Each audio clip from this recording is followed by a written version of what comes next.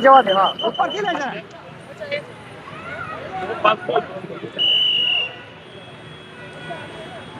પેલી સ્કૂલ છે ને ત્યાં સુધી જવા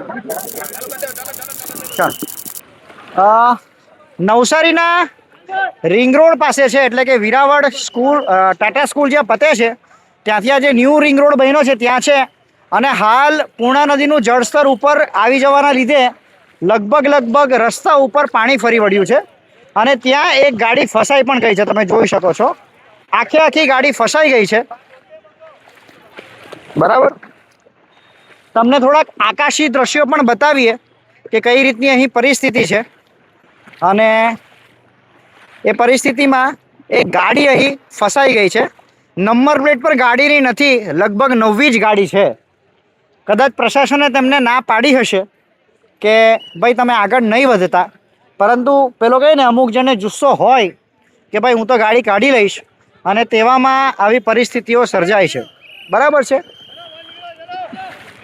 આગળ તમને લઈ જાઓ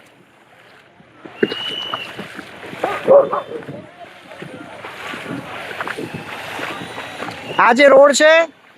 તે રિંગ રોડ છે અને આ રોડ વર્ષોથી વિકાસના કામે